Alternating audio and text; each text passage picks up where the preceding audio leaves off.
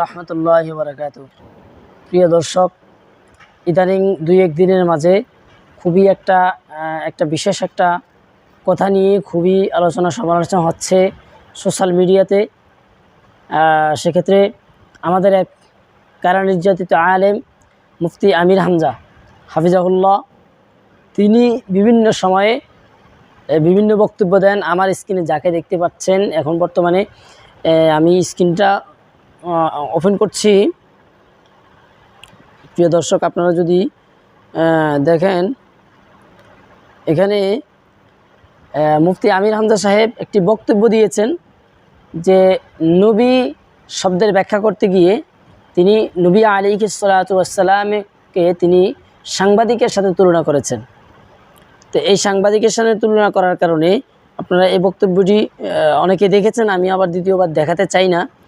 তো আলহামদুলিল্লাহ, তিনি আবার এই সাংবাদিক বলেছেন বলার কারণে যে উনি যে নিজের ভুল বুঝতে পেরেছেন, উলামা একরাম প্রতিবাদ করছে বুঝতে পেরেছেন, পরে তিনি এটার ক্ষমা চেয়েছেন।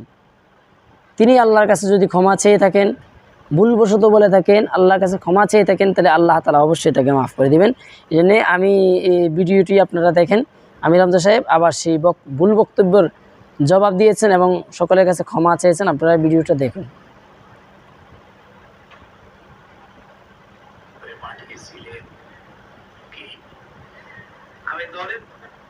আমি কয়েকদিন আগে সাংবাদিক একটা মত বিনিময় অনুষ্ঠান ছিল, সাংবাদিকদের স্মরণে, ওনাদের সম্মানার্থে, ওনাদের দায়িত্ব কর্তব্য কি এটা কোরআন দিয়ে হাদিস দিয়ে আর বাস্তবতা দিয়ে বলতে গিয়ে একটা কথা আমার ওভাবে বলা ঠিক হয়নি।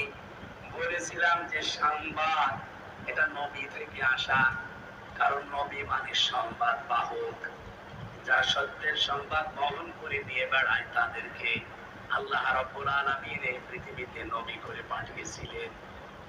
কি আমি দলিল দিয়েছিলাম সূরা কলমের 4 নম্বর আয়াত দিয়ে, ওয়া ইন্না লাকা লাআজরান গায়রা মামনুন। আচ্ছা প্রিয় দর্শক, আমি ভিডিওটা এখানে কেটে ফেললাম। এতটুকু শুনে আপনারা কি বুঝলেন? উনি নিজে নিজে অনুতপ্ত হইলেন, এভাবে বলা ঠিক হয়নি, উনি বলেছেন। কিন্তু ওনার পক্ষে সাফাই গাইতে গিয়ে ডক্টর আবুল কালাম আল আজাদ বাশার হাফিজাহুল্লাহ, তিনি একটা বক্তব্য দিয়েছেন যে তার মতবাদকে, তার দিলের চাহিদা, তার দলকে ভারী করার জন্য, তার মতবাদকে প্রতিষ্ঠা করার জন্য একটা বক্তব্য দিয়েছেন। সেই বক্তব্যতে সরাসরি এই তার ভুল বক্তব্যকে সাপোর্ট করেছেন। আমি এটা বলতে চাই যে আমির হামজা সাহেব বক্তব্য দিয়েছেন, এখন তিনি যে ভুল বুঝছেন, তিনি ক্ষমা চেয়েছেন, আল্লাহর দরওয়াজায় তিনি ক্ষমা পেয়ে যাবেন, নবী আলাইহিস সালামের কাছে তিনি ক্ষমা পেয়ে যাবেন।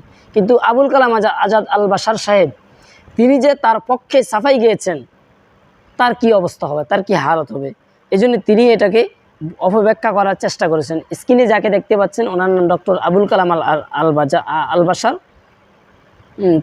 অতএব এই ভুল বক্তব্যকে শরিক করার জন্য তিনি এমন বক্তব্য দিয়েছেন